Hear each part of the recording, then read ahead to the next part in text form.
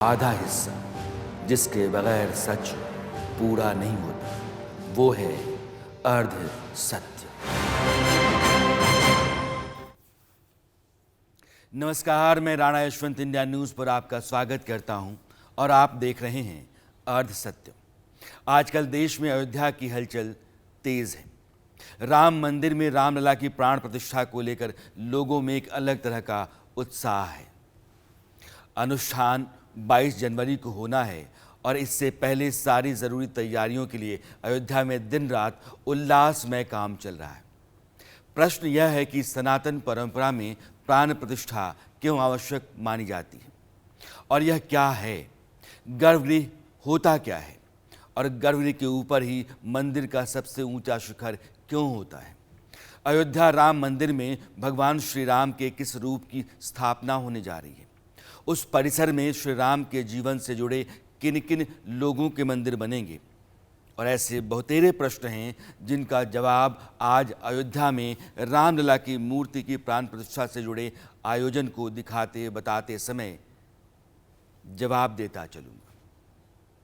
भगवान श्री राम के बाल रूप की जिस मूर्ति को मंदिर में स्थापित किया जाना है, यानी कि जिस मूर्ति की प्राण प्रतिष्ठा होनी है, उसका चुनाव हो गया है। आपको तो पता ही है कि 3 मूर्तियां बनाई जा रही थी और उनमें से किसी एक का चुनाव किया जाना था। शर्त ये थी कि भगवान का जो कोमल बाल रूप है, उसके भाव और आध्यात्मिक पक्ष, उनमें देवत्व का भाव, यह दोनों उस जिस मूर्ति में होंगे उस मूर्ति को ही चुना जाएगा और यह मूर्ति चुन ली गई है। केंद्रीय मंत्री प्रहलाद जोशी ने ये बड़ी जानकारी अपने सोशल मीडिया पेज पर शेयर की। प्रहलाद जोशी ने लिखा, जहाँ राम हैं वहाँ हनुमान हैं।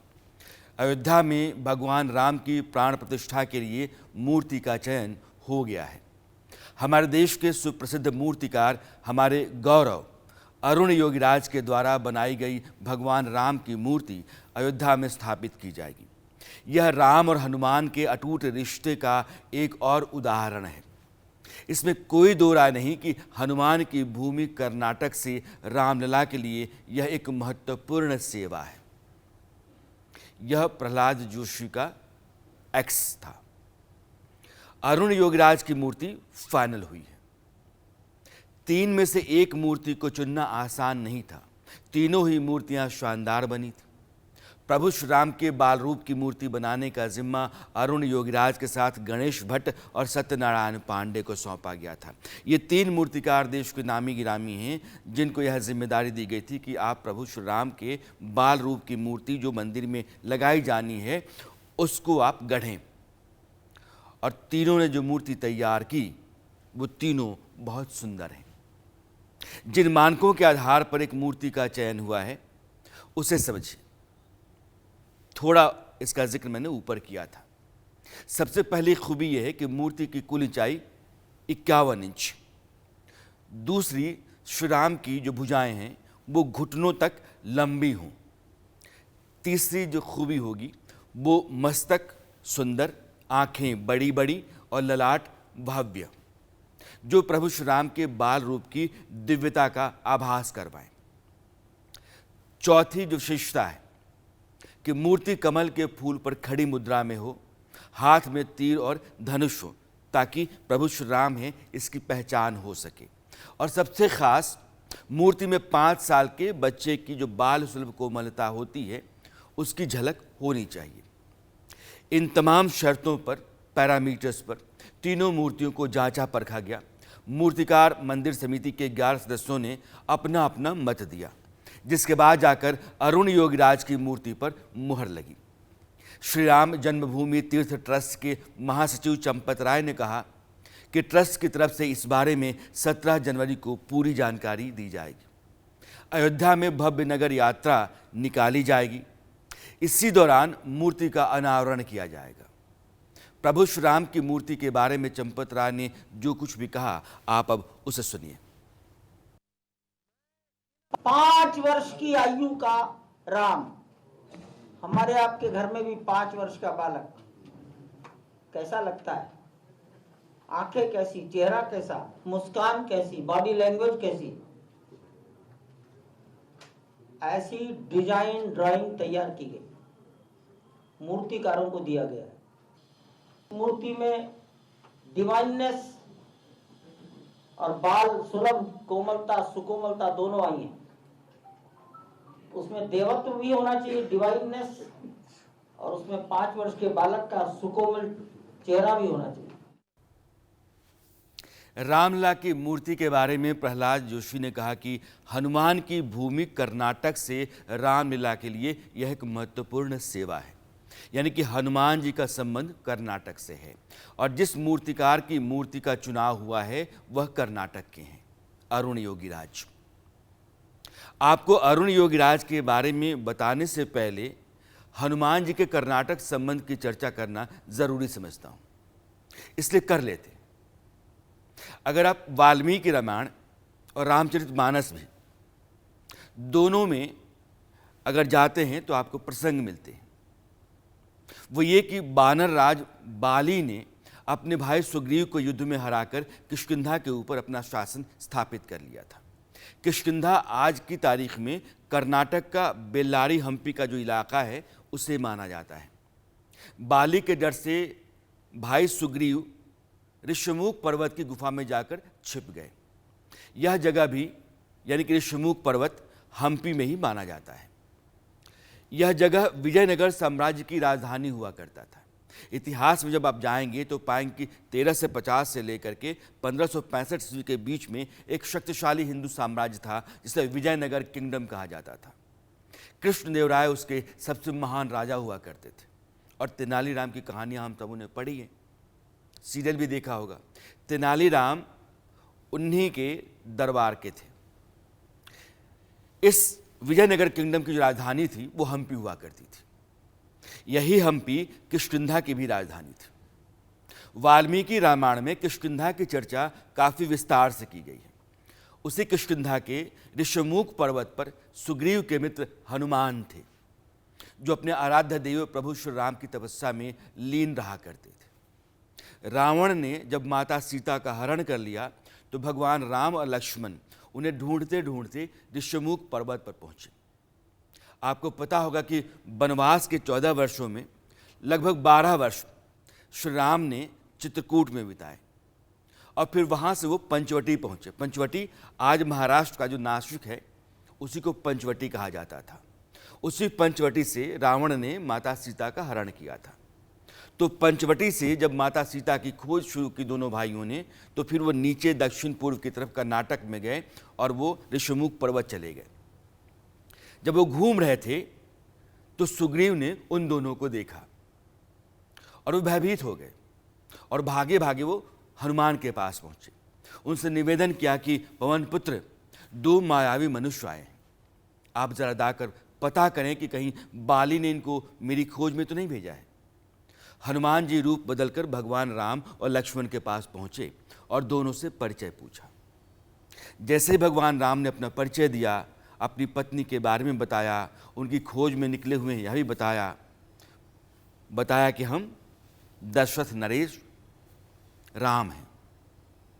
इसके बाद हनुमान भावविवल उठे, श्री राम के चरणों में गिर पड़े और कहा कि प्रभु मुझे क्षमा कीजिए, मैं तो निमित्त मात्र अपना कार्य कर रहा था। मेरा मित्र हैं सुग्रीव और उन्हीं के कहने पर मैंने आपसे आपके बारे में पूछा। यहीं से भगवान राम और हनुमान साथ आए, यहीं दोनों का परिचय हुआ और फिर भगवान श्री राम और हनुमान एक साथ चलते रहे। अगर आप देखें भगवान श्री राम को तो उनके साथ हनुमान जो हैं वो साये की तरह इसके बाद हो गए। अब सवाल यह है कि अयोध्या में जो भगवान राम की राजधानी थी वहाँ हनुमान कैसे आए? हनुमानगढ़ी जो उनका वास माना जाता है वहाँ वो कैसे स्थापित हुए, इस बारे में हनुमानगढ़ी के जो महंत हैं राजू दास जी वो विस्तार से बता रहे हैं। सुनिए आप। कहा गया है कि बाबा ने लिखा है, राम दुआरे तुम रखवारे, होत न आज्ञा बिन पैसारे। सिद्धपीठ अयोध्या हनुमानगढ़ी मंदिर में हनुमान जी महाराज राजा के रूप में विराजमान है। मर्यादा पुरुषोत्तम ने मर्यादा का पालन किया और हनुमान जी महाराज का राज्याभिषेक किया। आप कहेंगे हनुमान जी महाराज का राज्याभिषेक क्यों किया, कोतवाल क्यों कहे जाते हैं? कोतवाल लोगों का भाव है, इसलिए कोतवाल लोग कहते हैं क्योंकि वो रक्षा करते हैं, सुरक्षा करते हैं, सबकी सुनते हैं। अयोध्या के सारे मठ मंदिर बंद रहता है, उनका खुला रहता है, जनता की लाखों रोजाना भीड़ रहता है, सभी भक्तों के सुनते हैं। जगत जननी माँ जगदम्बा लंका में थी, रावण के कैद खाने में, तो पहला कोई व्यक्ति पहुंचा था तो हनुमान जी महाराज पहुंचे। हनुमान जी महाराज पहुंचे तो हनुमान जी महाराज ने परिचय दिया, रामदूत मातु जानकी सत्य शपथ करुणा निधान की, हे माता जानकी मैं रामदूत। इन्हें कहा महंत राजूदासी ने कहा कि अखंड वीर, ये नहीं कहा कि फलाने, उन्होंने कहा रामदूत, हे माता जानकी मैं रामदूत हूँ। फिर लंका सकुशल जलाने के बाद, दुष्टों के संहार करने के बाद जब वापस हुए तो जब भगवान राम साकेत धाम को जब जाने लगे तो हनुमान जी महाराज का राज्याभिषेक, माँ के मन में एक भाव आया कि हनुमान को राजा होना चाहिए, क्योंकि राजघरानों में ज्येष्ठ पुत्रों का ही राज्याभिषेक होता था। तो इसके नाते जब प्रार्थना माँ की कि प्रभु हमारी भी कुछ विनती है, कहा जाता रघुकुल रीत सदा चली आई, प्राण जाए पर वचन न जाई, तो इसके नाते जब रघुकुल को रीत, तो इसके नाते उनका वहाँ पर राज्याभिषेक हनुमान जी महाराज का, और राजा के रूप में वो बैठे हैं, राम जी के द्वार पे बैठे हैं। इसके नाते व्यक्ति का भाव है, व्यक्ति उनको कोतवाल कहता है, राजा कहता है। इसके नाते लाखों राम भक्त की डेली वो सुनते हैं और सभी का मनोकामना पूर्ण करते हैं हनुमान जी महाराज। अयोध्या के कोतवाल भगवान हनुमान, संयोग देखिए कि 2 जनवरी है और 2 जनवरी को ही ईसा से 5075 साल पहले भगवान राम लंका से अयोध्या पहुंचे थे और हनुमान साथ आए थे। कर्नाटक से अयोध्या का जो संबंध है, उसी संबंध के बारे में प्रहलाद जोशी ने अपने ट्वीट में लिखा था। उसी ऋषिमुख पर्वत के पास, उसी किष्किंधा में एक अंजनी पर्वत है और कहा जाता है कि हनुमान जी की जन्मस्थली वही पर्वत है। इस पहाड़ के ऊपर अगर आज भी आप जाएंगे तो एक मंदिर है जहां अखंड पूजा चलती रहती है और हनुमान जी के बारे में जो चालीसा उनकी है उसका पाठ होता रहता है। अब आते हैं कर्नाटक के मूर्तिकार अरुण योगीराज के बारे में, जिनकी बनाई मूर्ति राम मंदिर में प्रतिष्ठित होगी। जब से मूर्ति फाइनल हुई तब से अरुण योगीराज को देश भर से बधाइयां मिल रही हैं। उनके घर मैसूर में भी मिलने जुलने वालों का तांता लगा हुआ है। पूरे देश का मीडिया मैसूर पहुंचा हुआ है। अरुण योगीराज का परिवार पिछली 4-5 पीढ़ियों से मूर्ति बनाने का काम कर रहा है, मूर्तिकार है। परिवार की उपलब्धियों में कई चर्चित मूर्तियां दर्ज हैं, लेकिन रामलला की मूर्ति इस परिवार के पूरे इतिहास में और अरुण योगीराज के अपने जीवन की सबसे महत्वपूर्ण ऐतिहासिक और बड़ी उपलब्धि है, इसमें कोई दो राय नहीं। समूचा परिवार गदगद है, अभिभूत है। ತುಂಬಾನೇ ಸಂತೋಷ ಆಗ್ತಾ ಇದೆ ಮತ್ತೆ ಈ ತರ ನನ್ನ ಮಕ್ಕಳು ಈ ತರ ಬೆಳೆದಲ್ಲ ಅನ್ನೋದು ದೊಡ್ಡವನು ಚಿಕ್ಕವನು ದೊಡ್ಡ ಮಗನೂ ಮಾಡ್ತಿದ್ದಾರೆ ಚಿಕ್ಕ ಮಗನೂ ಈ ತರ ಇಡೀ ಪ್ರಪಂಚವೇ ಎದುರು ತುಂಬಾ ಸಂತೋಷ ಆಗ್ತಾ ಇದೆ ನೋಡಕ್ಕೆ ನಮ್ಮನೆಯವರೆಲ್ಲ 22ನೇ ತಾರೀಕು ನಡೆದಿದೆ ದುಃಖ ಮಾಡ್ಕೊತಾ ಸಂತೋಷ ಮೈಸೂರಿನ अरुण योगीराज देश के जाने माने शिल्पकार हैं। सोशल मीडिया पर भी उनकी अच्छी खासी फैन फॉलोइंग है। उनके पिता योगीराज देश के काफ़ी प्रतिष्ठित शिल्पकार थे। वे गायत्री और भुवनेश्वरी मंदिर के लिए भी काम कर चुके हैं। 37 साल के अरुण योगीराज परिवार की 5वीं पीढ़ी के मूर्तिकार हैं। उन्होंने MBA की पढ़ाई की, उसके बाद एक प्राइवेट कंपनी में नौकरी भी की, लेकिन साल 2008 में सब कुछ छोड़ करके वे अपने परिवार के हुनर को आगे बढ़ाने में जुट गए। उनको लगा कि मेरे पुरखों ने, मेरे पूरे ख़ानदान ने जिस कला को, जिस हुनर को संजोया है, सजाया है और देश के काम वो आया है, उसको मुझे नहीं छोड़ना चाहिए। इसलिए उन्होंने जो पारिवारिक कला थी उसको अपनाया, बढ़ाया। उनके नाम कई सारी उपलब्धियां भी हैं। इंडिया गेट पर आप जाएंगे तो अमर जवान ज्योति पर नेताजी सुभाष चंद्र बोस की जो प्रतिमा है या फिर केदार धाम अगर आप जाते हैं तो वहाँ आदि शंकराचार्य की जो मूर्ति है, ये दोनों अरुण योगीराज ने ही बनाई हैं या गढ़ी हैं। इसके अलावा उन्होंने मैसूर में महाराजा जयचाम राजेंद्र वडियार की 14.5 फुट की सफेद संगमरमर की प्रतिमा, महाराजा श्री कृष्णराज वाडियार चतुर्थ और स्वामी रामकृष्ण परमहंस की सफेद संगमरमर की प्रतिमा भी बनाई है। और जो प्रतिमा अरुण योगीराज बनाते हैं वो जीवंत दिखती है, ऐसा लगता है कि वह आपसे कभी भी बात करने को तैयार है। और इनकी यही खूबी, इनकी इसी विशेषता ने भगवान राम की मूर्ति में वो भाव पैदा किए जिसको देखने के बाद चुनने वाले लोगों ने यह तय किया कि यही मूर्ति राम मंदिर में प्रतिष्ठित की जाएगी और इसी की प्राण प्रतिष्ठा होगी। हमारे साथी जेपी रमैया अरुण के मैसूर वाले वर्कशॉप पर गए थे और उन्होंने वहां जो कुछ भी देखा है उनकी रिपोर्ट अब आप देखिए। अरुण योगीराज के घर में है, ये वर्कशॉप है जहाँ पर ये कारीगरी काम होता है। देखिए 4 जनरेशन से यहाँ पे काम हो रहा है और मैसूर महाराजा ने ये जगह दी इन लोगों को और यहाँ से मूर्तियाँ बन रही हैं। मैसूर महाराजा का हो, विश्वेश्वरैया हो, बाकी अनेक स्टैचूज यहाँ पे बनते हैं और 3 जनरेशन से यहाँ पे लगातार स्टैचूज यहाँ पे हो रहे हैं। जैसे 4 जनरेशन से काम हो रहा है यहाँ पे। That's the first generation, this is second generation. और ये जो सूर्य प्रकाश जिनसे हमारी बात हुई, अरुण के बड़े भाई हैं और अरुण अभी अयोध्या में है। वहाँ पे बहुत सारा काम चल रहा है और वहाँ पे जो प्रतिष्ठापन करना है उसी काम पे लगे हुए हैं अरुण।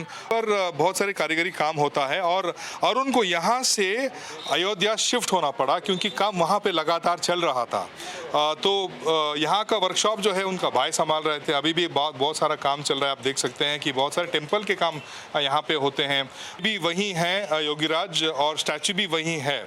और ये जो स्टोन जो दिया गया था, टेम्पल ट्रस्ट ने उनको वो स्टोन दिया और एक इमेज भी दिया, 3D ग्राफिक का इमेज भी दिया और बिल्कुल इसी ग्राफिकल इमेज उभर का आना था उस पत्थर से। उस काम में लगे हुए थे योगीराज।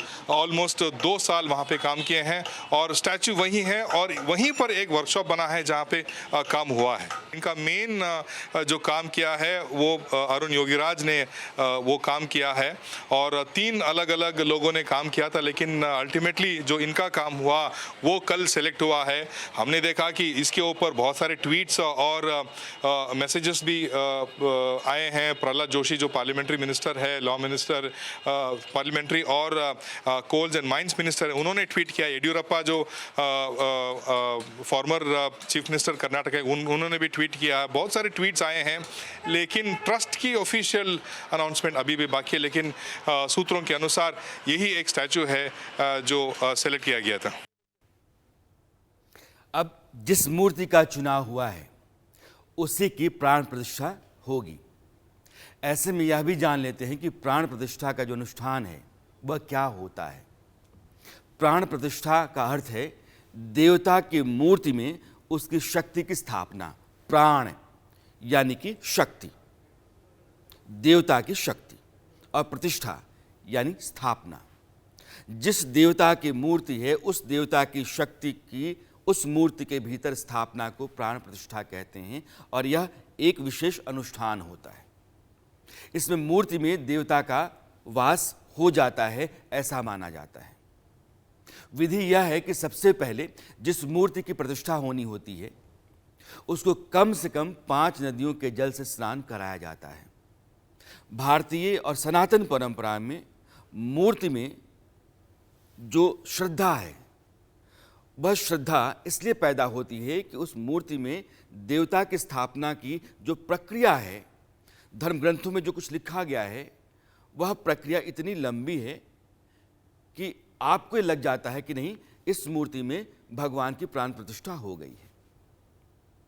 तो जब नदियों के जल से स्नान करा दिया जाता है, फिर मूर्ति को समारोह पूर्वक मंदिर के मुख्य द्वार तक लाया जाता है, जहां किसी अतिथि की तरह उसका स्वागत किया जाता है। इसके बाद मूर्ति को सुगंधित चीज़ों का लेप लगाकर दूध से नहलाया जाता है। इसमें मूर्ति प्राण प्रतिष्ठा योग्य बन जाती है। मूर्ति को गर्भगृह में रख करके उसकी विविधता के साथ पूजा की जाती है, विधिवत पूजा की जाती है। और इसी दौरान कपड़े पहनाकर देवता की मूर्ति को जहाँ स्थापित करना होता है वहाँ पुजारी रख देते हैं। और रखते समय इस बात का ध्यान रखा जाता है कि मूर्ति का मुख हमेशा पूर्व दिशा की तरफ हो। सनातन परंपरा में सूर्य जो हैं वो शक्ति का स्रोत हैं और सबसे शुभ माने जाते हैं, इसलिए सूर्य की तरफ मूर्ति का मुख होना चाहिए। यानी कि जब आप मंदिर में प्रवेश करते हैं तो आपका मुख पश्चिम की तरफ होता है और मूर्ति का मुख पूरब की तरफ होता है। अगर आपको किसी मंदिर में दिशा का अंदाज़ा नहीं है, दिशा पता नहीं कर पा रहे हैं, तो आप यह देखिए कि मंदिर का गर्भगृह किधर है, और मंदिर के गर्भगृह का जो दरवाज़ा है वो जिधर खुल रहा है वो पश्चिम है और मूर्ति जिधर देख रही हो पूरब है। वहाँ से फिर आप बाकी दिशाओं का ज्ञान कर सकते हैं। फिर जब यह पूरी प्रक्रिया हो जाती है तो प्राण प्रतिष्ठा का मंत्र पढ़ा जाता है और वो मंत्र होता है मानजूति जुष्टाम अज्यस बृहस्पति यज्ञमिमं तनोतरिष्टम यज्ञगम समिमं दधातु विश्वदेवास इह मदिन्नता मोम प्रतिष्ठा अस्यै प्राणः प्रतिष्ठन्तु अस्यै प्राणः शरन्तु च अस्यै देवत्वम् आर्याचि मामहेति च कश्चन। ओम श्रीमन महागणधिपतये नमः सुप्रतिष्ठो भव प्रसन्नो भव वरदा भव। यही प्राण प्रतिष्ठा का मंत्र है और यही 84 सेकंड के बीच में पढ़ा जाएगा। इस अनुष्ठान को हिंदू मंदिर में जीवन का संचार करने के साथ उसमें दिव्यता और आध्यात्मिकता, इन दोनों की दिव्य उपस्थिति लाने वाला माना जाता है। देव तत्व की दृष्टि से गर्भगृह अत्यंत मांगलिक और महत्वपूर्ण स्थान होता है। यही मंदिर का ब्रह्म स्थान होता है। मंदिर जिस तरह से बनाया जाता है, उसका स्थापत्य और शिल्प जैसा होता है, उसके अंदर अगर गर्भगृह के अंदर भी आप होते हैं और आप शिखर के ठीक नीचे होते हैं तो वहाँ जो ऊर्जा होती है वो बहुत अधिक होती है। इसलिए मंदिर में जाने के बाद आप ऊर्जित महसूस करते हैं। आप अपने चारों तरफ कुछ ऐसा महसूस करते हैं जो विशेष होता है। आप राघव धूत जी को सुनिए। गर्भगृह पूर्ण रूप से तैयार है। इसके अंदर गर्भगृह के ऊपर विष्णु भगवान की शयन मुद्रा के अंदर बहुत ही बड़ी करीब 16 फुट लेंथ के अंदर मूर्ति का निर्माण कार्य किया जा रहा है, जो लगभग पूर्ण हो चुका है। भगवान रामलला जहाँ विराजेंगे, जहाँ बैठेंगे, वो कार्य पूरा हो चुका है। और आप ये देखेंगे गर्भगृह के चारों तरफ सैंडस्टोन के पिलर्स बनाए जा रहे हैं, जिसके ऊपर आइकोनोग्राफी वर्क किया जा रहा है। आइकोनोग्राफी वर्क एक अंग्रेजी का शब्द है जिसको हिंदी के अंदर अपन घड़ाई भी बोल सकते हैं, या पत्थर के ऊपर उत्कीर्ण कार्य जो होता है वो किया जा रहा है। इसमें अलग अलग तरीके की भगवान शिव की मुद्राएं, उनके अलग अलग तरीके के स्वरूपों को उकेरा जा रहा है, जिसके अंदर 6 से 7 इंची डेप्थ की कार्विंग की जा रही है। तो जो स्वरूप निखर के, ये खंभे जो गर्भगृह के भीतर है उनके ऊपर, हाँ, गर्भगृह और गर्भगृह से लगते हुए जितने भी कार्य हैं, और पूरे मंदिर प्रांगण के अंदर जो इसका इंटीरियर्स हैं उसके अंदर इन खंभों के ऊपर आइकोनोग्राफी वर्क किया जा रहा है। भगवान तो गर्भगृह के अंदर विराजेंगे। गर्भगृह के अंदर करीब 4 से 5 फुट हाइट का पेडेस्टल है, जिसको वाइट संगमरमर से बनाया गया है, और उसी के ऊपर भगवान रामलला विराजेंगे। अयोध्या में आज आप जाते हैं तो आप देखेंगे चारों तरफ रौनक है, रोशनी है, चमक पूरे शहर के ऊपर है और पूरा शहर नए सिरे से तैयार किया गया है। जगमग चारों ओर हैं। जितने चेहरे आप देखेंगे उनके चेहरों पर आप उल्लास देखेंगे, उमंग देखेंगे, एक खुशी देखेंगे। वो अयोध्या आम तौर पर भारत के भीतर जितने भी धर्मस्थल होते हैं, धर्म नगरियाँ होती हैं, उनके भीतर की पहचान ये होती है कि वो बहुत ही सुस्त चाल होती हैं, पतली सकड़ी गलियों से होकर के गुजरती हैं, मंदिर के आसपास गंदगी होती है, और वैसे लोग जो धोती कुर्ता पहन के त्रिपुंड लगा करके घंटी लेकर के चलते रहते हैं, उन्हीं लोगों के बीच में गठरी लेकर के लोग जाया करते हैं। लेकिन अयोध्या जब जाते हैं, हालांकि मैं ये कहना चाहूँगा कि नरेंद्र मोदी की सरकार के आने के बाद से धर्मस्थलों का जिस तरह से विकास हुआ है और धर्मस्थलों से जुड़े हुए शहरों का जैसा विकास हुआ है, उसने यह जो पारंपरिक मान्यता रही है या अवधारणा रही है धर्म नगरियों की, उसको बदला है। अब आप अयोध्या जाएं, बनारस जाएं या फिर उज्जैन जाएं, आपको चौड़ी सड़कें दिखेंगी, जगमग शहर दिखेंगे, चारों तरफ रंग रोगन दिखेगा। लोग जितने आते हैं वो अलग अलग तबकों के आते हैं, इसलिए वहाँ भरे पूरे लोगों की आलिशान गाड़ियाँ भी मिलेंगी और साधारण लोग जो पैदल जाते हैं वह भी दिखेंगे। तो भारत का पूरा समाज आपको दिखता है और धर्म नगरियों में एक अलग तरह की चहल पहल हो गई है। वहाँ कारोबार, व्यवसाय, रोजगार यह सब फलने फूलने लगे हैं। इसलिए भारत की अर्थव्यवस्था में इन धर्म नगरियों की एक महत्वपूर्ण भूमिका आने वाले समय में होगी, इस बात से आप इनकार नहीं कर सकते हैं। नरेंद्र मोदी की सरकार कहती है कि धर्म नगरियों को अगर विकास से जोड़ते हैं आप, तो ना सिर्फ वहाँ तीर्थाटन होता है बल्कि वो एक तरह का पर्यटन भी है। और उसके आसपास सड़कों का विकास, शहरों का विकास, लोगों को रोजगार और एक शहर से दूसरे शहर की आवाजाही, यानी कि जो सनातन परंपरा है, समाज अलग अलग राज्यों में जो रहता है उसका आपस में मेल जोल बढ़ेगा, तो एकीकृत भारत की जो भावना है वह भी अधिक मजबूत होगी। और इस बात से बहुत सारे लोग सहमत भी आपको दिखेंगे। और यह सहमति है कि एक बहुमत नरेंद्र मोदी की सरकार को 2 दफ़ा इस देश ने दिया है। अब मैं आपको 22 जनवरी की जो विशेष पूजा है, प्राण प्रतिष्ठा जो रामलला की होनी है, उसके बारे में बताना चाहता हूँ। 22 जनवरी की पूजा में प्रधानमंत्री नरेंद्र मोदी यजमान के तौर पर शामिल होंगे। इसमें कोई दो राय नहीं कि यह ऐतिहासिक और विशेष अवसर है जो नरेंद्र मोदी के भाग्य में लिखा हुआ है। इस तरह का सौभाग्य आज़ाद भारत के किसी भी प्रधानमंत्री को नहीं हुआ। डॉक्टर राजेंद्र प्रसाद भारत के पहले जो राष्ट्रपति थे, वो सोमनाथ मंदिर के उद्घाटन पर गए थे और इसके लिए उनको नेहरू जी का विरोध झेलना पड़ा, उनका गुस्सा भी झेलना पड़ा। तो यह जो अयोध्या में अनुष्ठान होना है, इस अनुष्ठान के लिए बड़ी लंबी चौड़ी तैयारी चल रही है। 16 जनवरी से ही एक तरह से कार्यक्रम शुरू हो जाएगा। बारी बारी से विधि विधान के साथ उसको पूरा किया जाएगा। काशी के विद्वान पंडित लक्ष्मीकांत दीक्षित, यह नाम याद रखिएगा, लक्ष्मीकांत दीक्षित इस विशेष पूजा को करवाएंगे।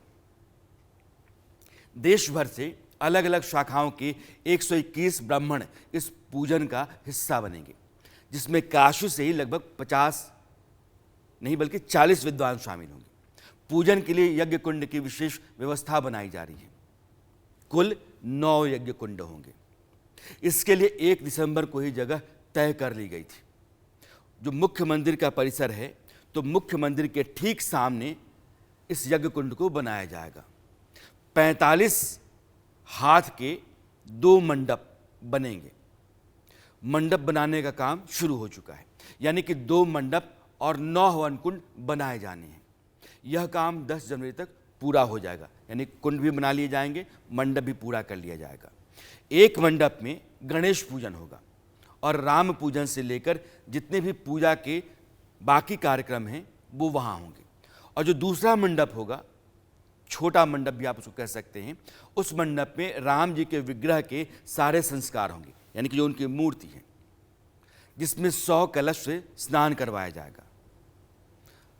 अन्नाधिवास, जलाधिवास इसमें शामिल होंगे।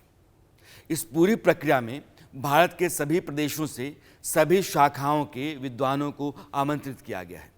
प्राण प्रतिष्ठा का काम 12 बजे से लेकर के 1 बजे के बीच में संपन्न होगा। इस शुभ काम के लिए मृगशिरा नक्षत्र को चुना गया है। आपको पता होगा कि धर्म ग्रंथों में 27 नक्षत्र बताए गए हैं, उसमें से जो 5वां नक्षत्र है वो मृगशिरा है। और जो मुहूर्त है वह दोपहर 12:29:08 से लेकर के 12:30:32 के बीच में है। अगर आप गणना करें तो 84 सेकंड आपको दिखते हैं। इसी 84 सेकंड के बीच में प्राण प्रतिष्ठा की विशेष पूजा की जाएगी और फिर पूर्णाहुति और भंडारा का काम चलेगा। अब सवाल ये है कि रामलला की प्राण प्रतिष्ठा कर जहाँ स्थापित किया जाएगा उसे क्या कहते हैं? गर्भगृह। एक और शब्द आया होगा विग्रह, जो आपने सुना। विग्रह और मूर्ति में क्या अंतर होता है? जिस मूर्ति की प्राण प्रतिष्ठा कर दी जाती है उसको हम विग्रह कहते हैं। इसका मतलब ये हुआ कि जितने विग्रह हैं वो मूर्तियां तो हैं, लेकिन सारी मूर्तियां विग्रह नहीं हैं। सनातन परंपरा में, धर्म ग्रंथों में यह कहा जाता है कि किसी भी मूर्ति का बिना प्राण प्रतिष्ठा के पूजा नहीं करनी चाहिए। यानी कि जब मूर्ति की प्राण प्रतिष्ठा आपने कर दी, विग्रह हो गया, उसके बाद आप उसकी पूजा करें। और इस मूर्ति की स्थापना जो होती है वो गर्भगृह में कही जाती है। जिस भी देवता का मंदिर होता है उसकी मूर्ति की स्थापना आप देखें गर्भगृह में होगा। और जैसा मैंने आपको बताया कि देवता का मुख पूर्व की तरफ होता है, यानी कि मंदिर का दरवाज़ा जो है वो पूरब की तरफ आपको दिखेगा। तो गर्भगृह को भी जान लेते हैं। जो हिंदू उपासना स्थल है उसको क्या कहते हैं? मंदिर। हिंदू धर्मावलंबी जितने भी होते हैं वो देवता की पूजा जहाँ जाकर करते हैं उसको मंदिर कहते हैं। मंदिर का अर्थ घर भी होता है, वो ईश्वर का घर है। मंदिर के जिस हिस्से में मुख्य देवता की स्थापना हम करते हैं, जहाँ प्राण प्रतिष्ठा होती है, उस प्रकोष्ठ या कोठरी को गर्भगृह कहा जाता है। गर्भगृह के ऊपर ही मंदिर का मुख्य शिखर होता है। राम मंदिर में भी जो भगवान रामलला का गर्भगृह होगा उसके ऊपर ही मुख्य शिखर होगा, जिसकी ऊंचाई 161 फीट मानी जाती है या कही जा रही है। गर्भगृह के भीतर कहीं कोई खिड़की या रोशनदान आपको नहीं दिखता है। अंधेरा ज़्यादा होगा तो मूर्ति के ऊपर ईश्वर के साथ जो भक्त है या श्रद्धालु है उसका संपर्क ज़्यादा होगा। वो अपनी साधना को केंद्रित करेगा, अपने आप को वहाँ जोड़ेगा। गर्भगृह के एक ओर मंदिर का द्वार और 3 ओर दीवारें होती हैं। जो द्वार होता है उसको बहुत अलंकृत तरीके से बनाया जाता है। राम मंदिर में भी आप जाएंगे तो जो गर्भगृह का द्वार है उसको सबसे सुंदर सजाया जा रहा है, या यूं कहिए कि सोने से जड़ा जा रहा है। ग्राउंड फ्लोर पर 14 दरवाजे मिलेंगे आपको। कुल मंदिर के 44 दरवाजों में से 14 दरवाजे ग्राउंड फ्लोर पर हैं और ये सारे दरवाजे स्वर्ण जड़ित हैं। ये सागौन की लकड़ियों से बनाए गए हैं जो महाराष्ट्र लाई गई हैं। तो मुख्य जो द्वार होता है गर्भगृह का उसको अलंकृत किया जाता है। एक बात और, गर्भगृह का आकार जो होता है और मूर्ति रखने की जगह, यह सब धर्म ग्रंथों के जरिए तय की गई होती है और प्राण प्रतिष्ठा भी शास्त्र सम्मत तरीके से ही की जाती है। जिस मूर्ति की प्राण प्रतिष्ठा हो गई उसे ही विग्रह कहते हैं। तो जो विग्रह है वो मूर्ति है। जिन मूर्तियों की प्राण प्रतिष्ठा नहीं हुई वो साधारण मूर्तियां हैं। गर्भगृह सामान्य रूप से वर्गाकार होता है, यानी जितनी चौड़ाई उतनी लंबाई। इसे ब्रह्मांड का सूक्ष्म प्रतिनिधि माना जाता है। यह जो पूरा संसार है, पूरा ब्रह्मांड है, उसकी शक्तिपुंज जो है उसका एक केंद्र जो है वो गर्भगृह है। तो समूचे ब्रह्मांड का जो सबसे सूक्ष्म इकाई है उसकी वो गर्भगृह है। मूर्तियों के रखने की स्थितियां भी भगवान के अनुसार गर्भगृह के भीतर अलग होती हैं। उदाहरण के तौर पर अगर भगवान विष्णु या दूसरी मूर्तियां होती हैं तो आप देखेंगे कि दीवार जो होती है उसके सहारे उनको टिका करके रखा जाता है। शिवलिंग की स्थापना गर्भगृह के बीचों बीच की जाती है। मंदिर की पहचान कैसे होती है? भगवान रामलला का अयोध्या में मंदिर बन रहा है। अगर दूर से आप देखते हैं तो कैसे पहचानेंगे मंदिर है? क्योंकि मंदिर का शिखर आपको दिखता है और शिखर भी भगवान रामलला के मंदिर में भव्य बनाया जाता है। उसका कलश भी अद्भुत है। कलश के ऊपर जो ध्वज होगा वह भी दूर से आपको दिखाई पड़ेगा। सबसे ऊंचा हिस्सा मंदिर का शिखर होता है जिस पर ध्वजा लहराती है। अगर मैं आपको इसे फिर से समझाऊं तो किसी भी मंदिर में वो बाहरी हिस्सा जो सबसे ज़्यादा ऊंचाई पर स्थित होता है उसे मंदिर का शिखर कहा जाता है। शिखर के ऊपर कलश की स्थापना की जाती है और उसके ऊपर ध्वजा फहराती है।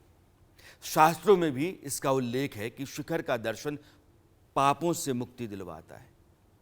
इसलिए जब भी हम मंदिर में दर्शन के लिए जाएं, सबसे पहले उसके शिखर के दर्शन करने की सलाह दी जाती है। धर्मशास्त्र कहते हैं कि यदि कोई व्यक्ति मंदिर गया, उसने ईश्वर के दर्शन किए, पूजा की, दान दक्षिणा भी दिए, लेकिन उसने शिखर के दर्शन नहीं किए तो उसकी पूजा अधूरी है, पूजा का पूरा फल उसको नहीं मिलेगा।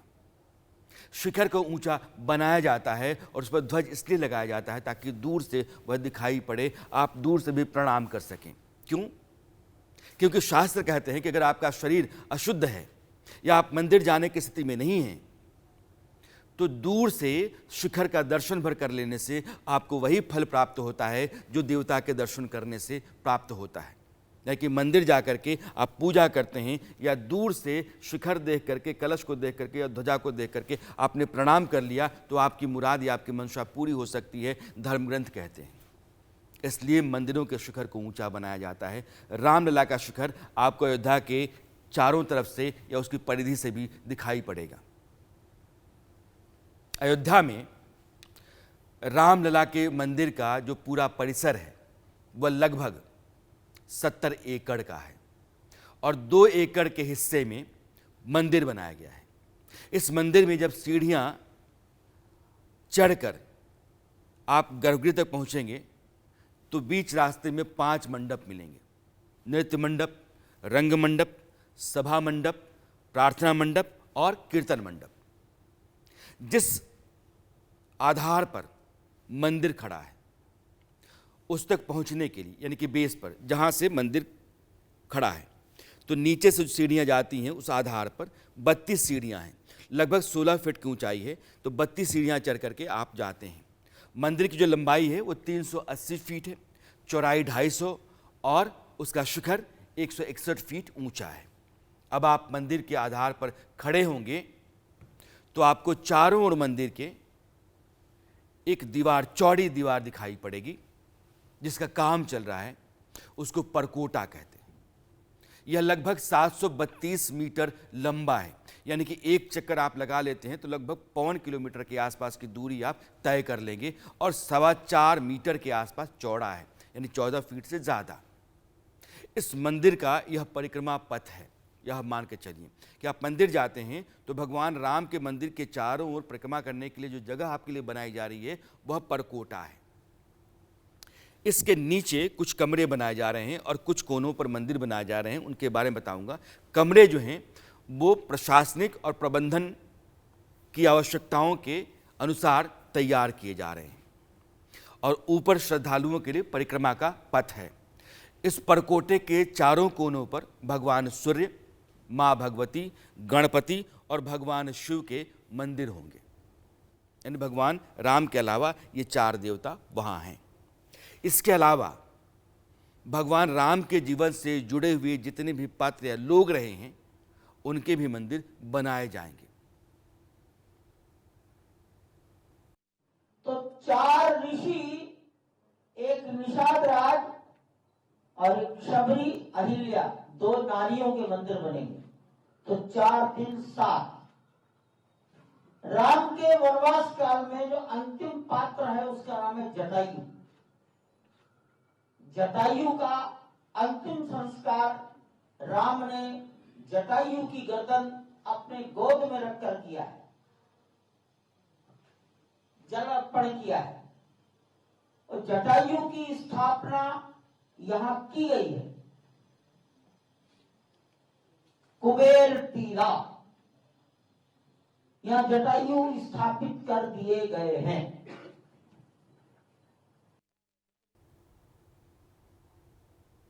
हिंदू धर्म में दान, दक्षिणा, ईश्वर के प्रसाद, इन सब का प्रावधान है। अगर आप देखेंगे तो समाज में हर किसी के हिस्से में हर किसी का कमाया हुआ जाए, यह जो धार्मिक पक्ष है समाज का, यह हिंदू धर्म तय करता है। अयोध्या के राम मंदिर में दिसंबर 1949 से रामलला की मूर्ति उस जगह पर विराजमान है। जब 1992 में वहाँ का ढांचा टूटा, उसके बाद से रामलला टेंट में चले गए और टेंट के बाद अब उनका विशाल दिव्य भव्य मंदिर बन रहा है। बहुत लंबे समय से भगवान रामलला की पूजा पाठ के लिए जो फूल और प्रसाद जाते रहे हैं, जिन परिवारों से या जिन जगहों से जाते रहे हैं, वे लोग भी अपने आप को धन्य मानते हैं और एक लंबी परंपरा या लंबा समय हो गया उनको भगवान रामलला की सेवा करते हुए।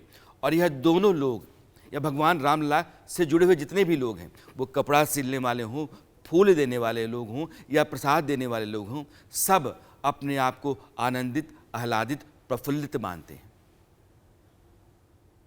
जब रामलला वहाँ टेंट में विराजमान थे, 60 बरस से ऊपर पर हमारे पिताजी बनाते थे और हम बनाते हैं, और वहाँ वो भगवान विराजमान थे।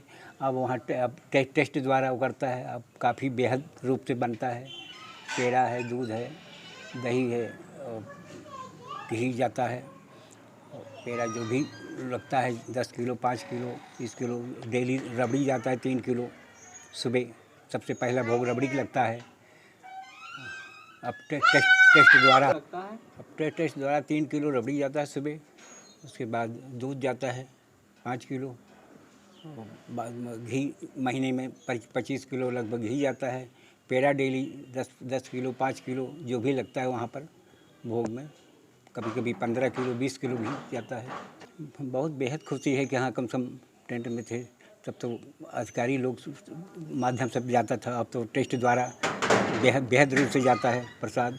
बहुत ज़्यादा उत्साह है हमको कि हाँ हमारा परिवार धन्य है कि जो हमें इस तरीके से उकरे हैं, बराबर देते आ रहे हैं अपने। खुशी तो बहुत है, क्योंकि जैसे कि काफ़ी लोग दूर रहते हैं या फिर जा नहीं पाते हैं, और हम है कि डेली रामलला के दर्शन मिल रहे हैं मुझे, तो काफ़ी ज़्यादा खुशी है इस बात को लेके। और फूल मैं ही लेके जाती हूँ। पहले हमारी दादी ले जाती थी, फिर बाबा के बाद फिर पापा, फिर अब मैं जाती हूँ, तो काफ़ी खुशी है इस बात को। उस दिन वहाँ शामिल होंगे और कुछ अच्छा ही करेंगे, क्योंकि भगवान के लिए और ज़्यादा अच्छा फूल माला जो हमारे यहाँ से जाता है उसको देने की कोशिश करेंगे। ऐसी भी खुशियाँ कुछ लोगों के हिस्से में आती हैं कि भगवान के जिस रूप के दर्शन के लिए आप दूर दूर से जाते हैं, उनको वह रोज़ सौभाग्य मिलता है दर्शन करने का। अयोध्या गिनती हिंदुओं के 7 सबसे पवित्र तीर्थस्थलों में होती है। अयोध्या, मथुरा, माया, हरिद्वार, काशी, कांची, अवंतिका यानी कि उज्जैनी और द्वारका। ये अयोध्या एक श्लोक आता है धर्म ग्रंथों में। अयोध्या, मथुरा, माया, काशी, कांची, अवंतिका, पुरी, द्वारावती चैव सप्तैता मोक्षदायिका। ये 7 ऐसी नगरियां हैं जो मोक्षदायिनी हैं, पवित्र हैं। अयोध्या का नाम इसमें सबसे पहले आता है। पौराणिक ग्रंथों के अनुसार अयोध्या की स्थापना मनु ने की थी। मनु ब्रह्मा जी के मानस पुत्र माने जाते थे। बताया जाता है कि अयोध्या और उसका सूर्यवंश मनु के पुत्र इक्ष्वाकु से प्रारंभ हुआ। रामायण में अयोध्या का उल्लेख कौशल जनपद की राजधानी के रूप में किया गया है। बौद्ध ग्रंथों में अगर आप जाकर देखते हैं तो अयोध्या का काफ़ी उल्लेख मिलता है। गौतम बुद्ध के समय कौशल जनपद के 2 भाग हो गए थे, उत्तर कौशल और दक्षिण कौशल, और इन दोनों के बीच में सरयू नदी बहा करती थी। अयोध्या के राजा दशरथ के बाद भरत ने कुछ समय तक राजकाज संभाला था, जब राम का वनवास हुआ था। फिर श्री राम ने अयोध्या की गद्दी संभाली या वहाँ के राजा बने। मैं आपको आज अयोध्या और रघुकुल, इन दोनों का जो संबंध है और रघुकुल क्या है, ये थोड़ी देर के लिए बताना चाहता हूँ। तो हुआ ये कि श्री राम की वंशावली जो है वो ब्रह्मा जी से मरीचि का जन्म हुआ, और मरीचि के पुत्र कश्यप थे। कश्यप के पुत्र विवस्वान हुए। विवस्वान के बेटे थे वैवस्वत मनु। वैवस्वत मनु के पुत्र थे इक्ष्वाकु। इक्ष्वाकु अयोध्या के पहले राजा थे, इसीलिए इक्ष्वाकु वंश भी कहा जाता है। भगवान राम को इक्ष्वाकु वंश का कहा जाता है, वंशज। इक्ष्वाकु के पुत्र थे कुक्षी। इसी कड़ी में आ गया है भगीरथ, जिनके पुत्र थे ककुत्स, और ककुत्स के पुत्र रघु। रघु बहुत पराक्रमी और तेजस्वी राजा थे। उनके नाम पर ही इस पूरे वंश का नाम रघुकुल कहा गया। रघुकुल रीत सदा चली आई, प्राण जाए पर वचन नहीं जाई। उसी राजा रघु के नाम पर यह कुल जाना जाता रहा। रघु के पुत्र हुए प्रबुद्ध। इसी राजवंश में आगे अयोध्या के राजा अज हुए। अज के पुत्र दशरथ, और दशरथ के पुत्र राम, भरत, लक्ष्मण और शत्रुघ्न। इस तरह श्री राम का जन्म ब्रह्मा जी की 67 पीढ़ियों में हुआ, यह भी आप मान सकते हैं। रामायण में एक जगह उल्लेख आता है कि कौशल नाम मुदितः स्फीतो जनपदो महान निविष्ट सरयू तीरे प्रभूत धन धान्यवान। यह कौशल महाजनपद का एक महत्वपूर्ण नगर था, जिसके संदर्भ में वाल्मीकि कृत रामायण में, स्कंद पुराण में और अनेक प्राचीन धर्म ग्रंथों में, पौराणिक आख्यानों में, कथानकों में इसका विवरण बार बार आया हुआ है। माना जाता है कि विवस्वान के पुत्र वैवस्वत मनु ने इसकी स्थापना की थी और वैवस्वत मनु के 10 पुत्र हुए। इन 10 पुत्रों में जो इक्ष्वाकु वंश थे, जो इक्ष्वाकु थे, इक्ष्वाकु के ही कुल में सर्वाधिक वृद्धि हुई और इक्ष्वाकुओं के ही आगे कुल में फिर अलग अलग मानधाता, हरिश्चंद्र, सागर, भगीरथ, दिलीप, रघु, अज, दशरथ और फिर भगवान श्री राम इस कुल में उद्भव। राम को भगवान का दर्जा मिला क्योंकि वे मर्यादा पुरुषोत्तम थे। वो विष्णु के अवतारों में से एक माने जाते हैं। राम सबसे कुशल राजा, राम पुरुषोत्तम है, सबसे अच्छे मित्र हैं, सबसे अच्छे पति हैं, सबसे अच्छे सखा हैं और मर्यादाओं में बंधे हुए हैं। उन्हीं राम के नाम पर अयोध्या नगरी जानी जाती रही और उसी अयोध्या नगरी में जहाँ श्री राम का जन्म हुआ था, जिसको भारत के सुप्रीम कोर्ट ने भी माना कि हाँ, जो धर्मग्रंथ कहते हैं, जो काल निर्णय कहता है, उसके आधार पर राम का जन्म उसी जगह पर हुआ है जहाँ बताया जाता रहा है। और आज राम मंदिर बना और गर्भगृह जहाँ बन रहा है, वही जगह राम के जन्म की मानी जाती रही है। इसलिए अयोध्या, रघुकुल और राम, यह तीनों भारतीय परंपरा, मानस, अध्यात्म और धर्म में बहुत महत्व रखते हैं। अयोध्या के राजा महाराज मनु जी एक बार बैठे थे, उनको चिंता हो गई कि जब तक परमात्मा का भजन नहीं किया जाए तब तक कुछ नहीं हो सकता है। हृदय बहुत दुख लाग, जन्म गयो हरि भजन बिना, जन्म गयो हरि भजन बिना। तो उन्होंने क्या किया, अपने बेटे उत्तानपाद को जबरदस्ती अयोध्या से सता दे दिया कि बरबस राज सुतहि नृपदीन्हा और नारी समेत गवन बन कीन्हा, नैमिष करती रथ विख्याता। नैमिष चले गए और वहाँ पे तपस्या करने लगे। 23,000 साल तक परमात्मा का दर्शन हुआ कि मैं आपके पास आ रहा हूँ, आप मुझे वरदान मांगिए। अयोध्या के किनारे किनारे सरयू नदी बहती है। गंगा और गोमती की तरह भारतीय धर्म ग्रंथों में या हिंदू धर्म ग्रंथों में उसको महत्व दिया गया है। जिस तरह से गंगा को भगीरथ ने उतारा, जो पौराणिक कथा है वो यही कहती है कि भगीरथ ने अपने पुरखों को तरने के लिए गंगा का रास्ता प्रशस्त किया और गंगा धरती पर स्वर्ग से उतरी। उसी तरीके से ऋषि वशिष्ठ जो थे, उनको माना जाता है कि उन्होंने सरयू नदी को धरती पर उतारा। सरयू अयोध्या के काल की सबसे बड़ी गवाह है। सरयू रघुकुल के प्रतापी राजाओं की साक्षी है।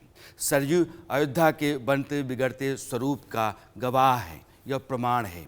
सरयू वो नदी है जिसने अयोध्या के इतिहास के साथ, उसकी संस्कृति के साथ, उसकी परंपरा के साथ अपने आप को जोड़ करके लगातार जिंदा रखा है और वह एकमात्र ऐसी साक्षी है, ऐसा प्रमाण है जो अयोध्या के हर कालखंड की गवाही देती है। माता सरयू का बहुत ही अगोड़ संबंध है, क्योंकि माँ सरयू वशिष्ठ पुत्री हैं, तो भाई बहन का संबंध है। और माँ सरयू का एक नाम नेत्रजा है, जो भगवान विष्णु के नेत्रों से निकली है, जिसके नाम से उनको नेत्रजा कहा जाता है ना। एक निमिष सरजू बशय तुलय न तुलसीदास। सरजू जी का जितना महात्मा है कि जिस तरह अपने नेत्रों का पलकों को झपकते हैं, उतने निमिष मात्र भी, एक पल भी यदि दर्शन कर लिया जाए तो करोड़ों फल प्राप्त होते हैं, कई गौदान का फल प्राप्त होता है। सरजू का महात्म इतना है जितना कि कहा नहीं जा सकता। वाल्मीकि रामायण में कई सर्गों में सरजू का महात्म वाल्मीकि जी ने बताया है। तो विष्णु पुराण में, अन्य पुराणों में, वेदों में सरजू का महात्मा बताया गया है। तो सरजू बहुत ही, और राम और सरजू का संबंध तो भाई बहन का है ही गुरुचू, और भगवान श्री राम की ज्येष्ठ पुत्री सरजू अनादि हैं, आदि से नहीं अनादि से हैं। क्योंकि तो सरजू का अनंत इतिहास है, और एक नहीं अनेक इतिहास है जिनका कि वर्णन नहीं किया जा सकता है। इसी पवित्र सरयू नदी के किनारे अयोध्या नगरी में 22 जनवरी 2023 को राम मंदिर में रामलला की मूर्ति की प्राण प्रतिष्ठा होने जा रही है। देश के प्रधानमंत्री नरेंद्र मोदी यजमान होंगे और देश के जाने माने पुरोहितों को बुलाया गया है उस अनुष्ठान को करने के लिए। समूचे हिंदुस्तान की नज़र उस अनुष्ठान पर, उस कार्यक्रम पर है। पूरा देश उत्साहित है, उत्कंठित है, हर्षित है और 22 तारीख का इंतज़ार कर रहा है। अरसत में आज इतना ही। मेरी आपकी मुलाकात कल फिर होती है, तब तक के लिए दीजिए विदा। नमस्कार। वो आधा हिस्सा जिसके बगैर सच पूरा नहीं होता, वो है अर्ध सत्य।